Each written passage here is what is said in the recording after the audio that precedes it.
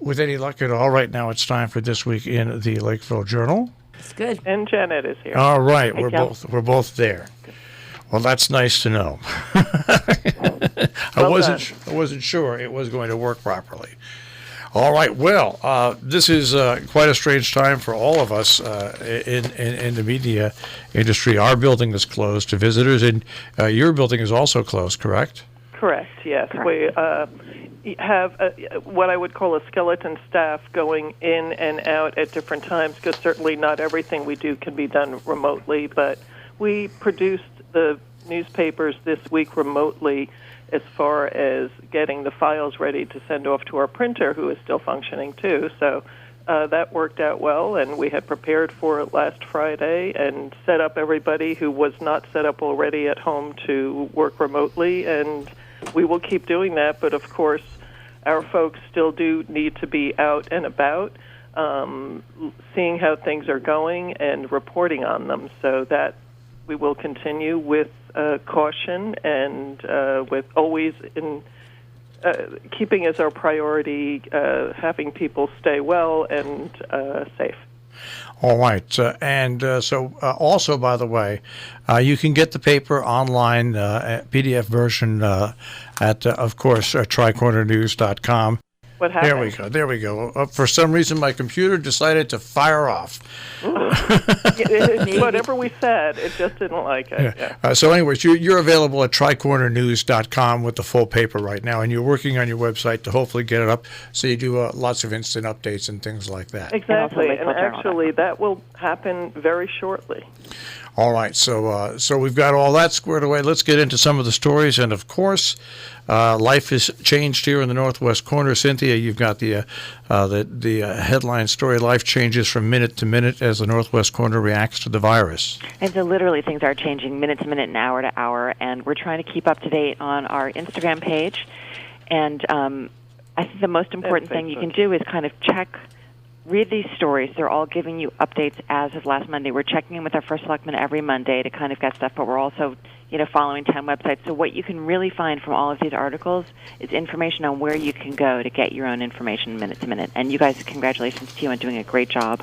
Yeah, all our lives changed Thursday at 11 o'clock, last Thursday at 11 o'clock when the walls came tumbling down. And and for people that, we get things up as well as we can as a media, but remember, it's a moment-to-moment basis. Sometimes things get up properly. Sometimes there are things that are sent out that are not proper, which have to be redone. So we're all doing the best we can here in all forms of media to keep local people informed and feeling safe. I think that's our most important project I think right now is keeping people informed, but also knowing that they're in contact with other people. Right, and really our only goal in continuing to do what we do is to inform people, keep them aware of what's going on around them, especially as they have to become more isolated from others in other ways. All right, and you've got a nice little thing from the staff of the Lakeville Journal. Before you go, call first or just stay home. Well, we've been saying that for several days. Just, even though we announce it, call before something's scheduled and you're going to go. I'm surprised at how many meetings are still being held, and a lot of our town boards and commissions and committees are meeting by phone and by Skype, which is very creative of them, and kudos to all of them. Alexander Wilburn had been trying to keep a list of things that were canceled, and by Monday we'd said just forget it, just assume that stuff is closed. But again, more stuff is open than you think is going to be open, and more restaurants are kind of scrappily hanging on and would really appreciate your support. So if you've been a big supporter of whatever the local restaurant or takeout is in your town, just check online, check on Facebook, give them a call, and see what they're doing. A lot of people are suggesting buying gift certificates to help float them, sort of in the same manner as a CSA, where you're giving them a little bit of money now to help them get through a difficult time. And, it's fun. It's not only restaurants. Like, there's a lot of stores that have closed their doors, but they offer online services like Oblong. You can buy books online from them, directly from them, not elsewhere. And other stores have changed their hours and their mode of operation so they can sanitize hairdressers and things like that. So everybody's really trying to pitch in and keep life as normal as possible. And working very hard to, as the flatten the curve has really taken off. But there's, as Cynthia points out, an incredible amount of creativity, and you would be shocked at the number of people who are carrying on. Yeah.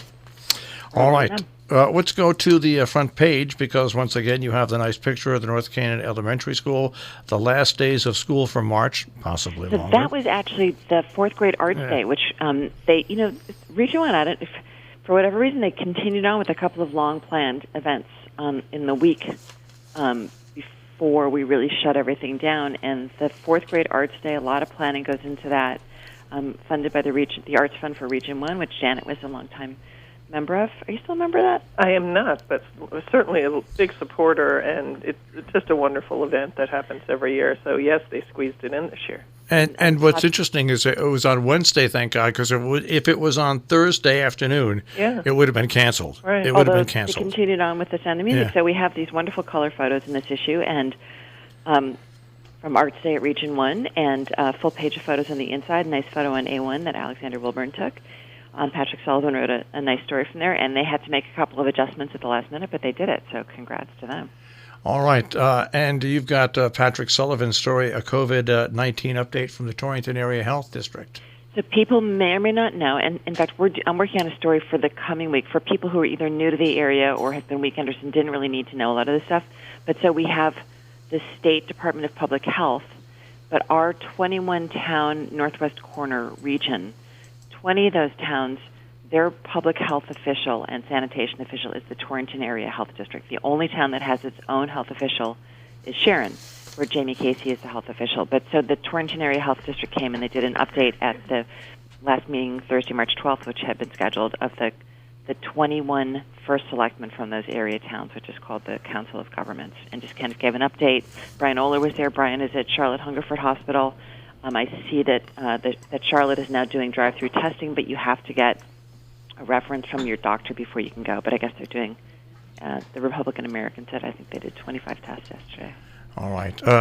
Let's go to Salamanders and Frogs, Nature's Notebook. Oh, my gosh, what a nice balance to all the other stories that we have. And, I have to say, I've had to go out a couple times to do things that were essential in the last 24 hours. And a lot of people are out because, as we know, germs don't spread as quickly in the outdoors as they do in the indoors. So a lot of people are out walking, jogging, doing yard work, preparing their farm fields, and just hiking. And Tim Abbott every year does a beautiful story for us on the arrival of the wood frogs and the peepers and the salamanders. And he has something called the Big Night, when all the salamanders start to do their migration through the area as they go from the vernal pools to where they're going to be laying their eggs. And it's just a beautiful story and a reminder that the world is weird and the weather is weird and everything's coming out early, but it's still quite beautiful out there. All right. Inside, you've got the 8th grader Kent awarded a Marvelwood Scholarship. And it's not just Kent students, but Marvelwood does give a town scholarship to a local student. And we have Bertha Folks, who is 97 years old and in her residence over, I believe she's over at Noble. And Peter McCarran and his wife Danielle Mailer, who had purchased the Folks' house, made a point of putting a big card at Town Hall so everybody could sign and wish her a happy birthday. And, of course, she is the widow of Ray Folks, who was, for many, many years, our pressman. A lovely guy.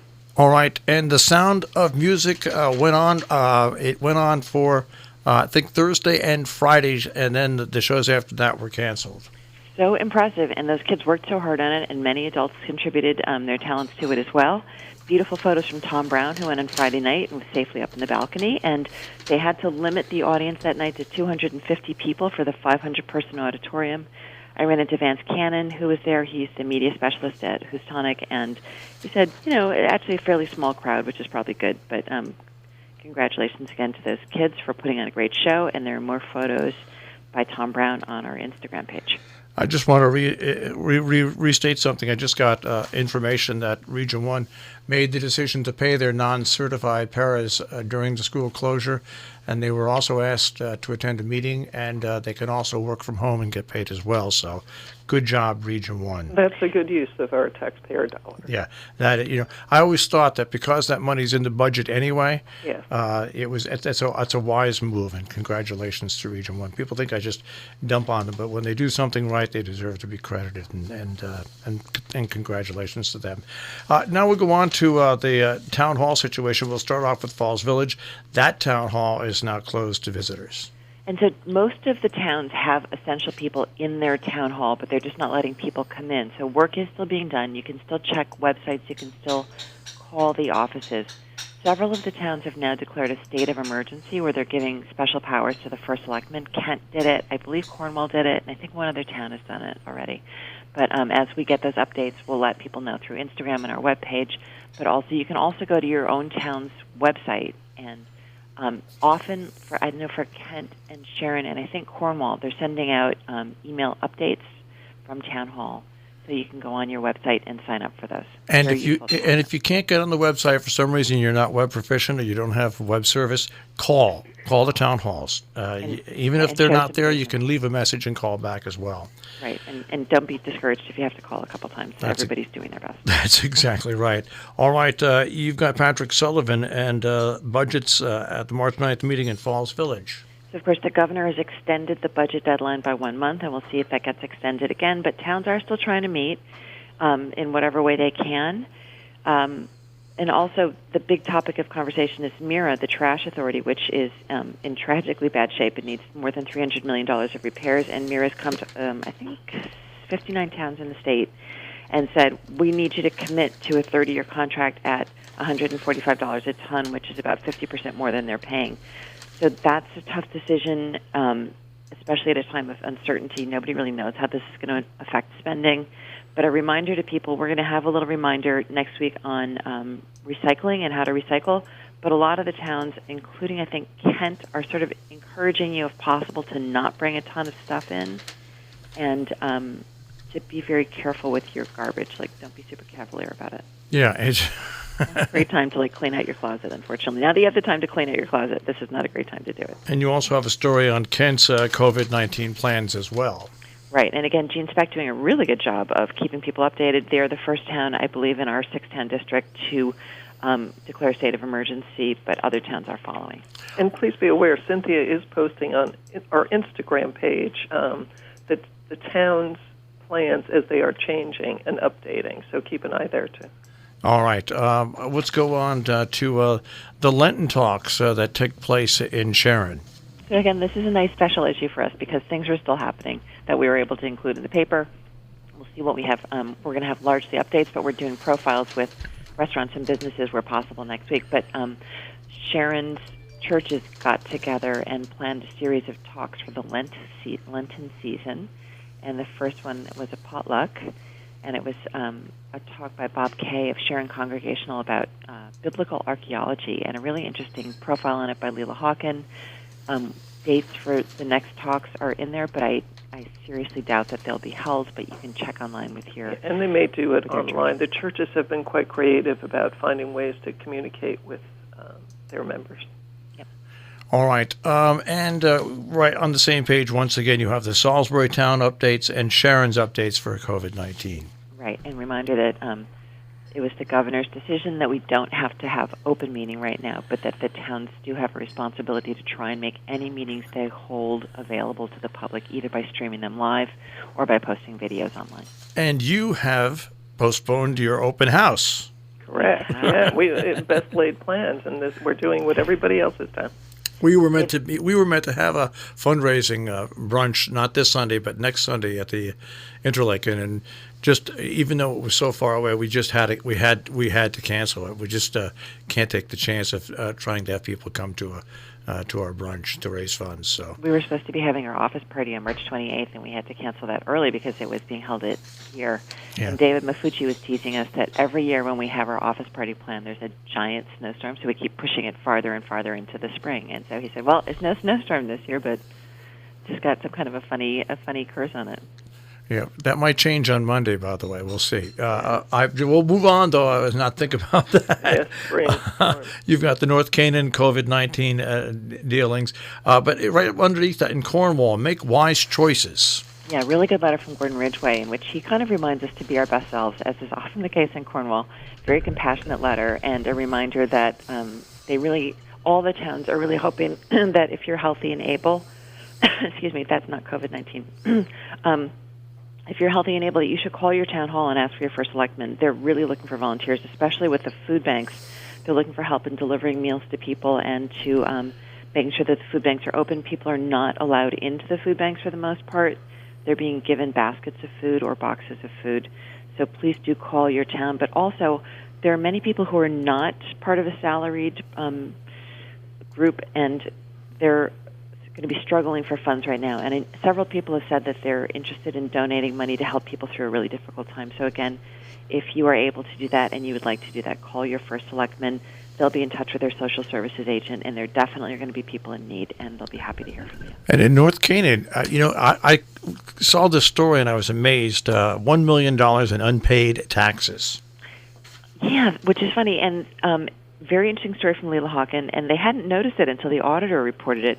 A lot of the towns around here, when you talk to the tax collector, they'll say, well, we have 110% collection rate, which I always find so funny because you always feel like, well, 100% is everything. But they assume that a certain percentage will go uncollected, so if they even collect that uncollected percent, they get 109 or 110 or whatever. So North Canaan, $1 million in unpaid taxes, and interestingly, the tax collector said it's not that there are a lot of little properties where people aren't paying. It's largely very big properties where the amount of money that's owed is larger than the annual salary or annual income of regular townspeople. So not quite sure what's up with that, but they are making efforts now to collect that money. All right. And the budget for the Board of Education at Cornwall Consolidated School. Right. One of the first budget plans, I believe. Everybody's bringing their budgets in pretty low, and we'll just see what it looks like in April when we start to vote on those budgets. And I believe that they just hired a new principal in Cornwall as well. So a lot of change going on there, a lot of meetings. All right, let's move on to the editorial page. This is just the right time for citizens to think about their right to know. That's right. This is the week when media and the general public celebrate Sunshine Week, which is a celebration of open government. So this is a good year to think about that. No better time than in the middle of a health crisis and watching how our government functions at every level and the information it puts out for the public to be able to deal best with what is happening.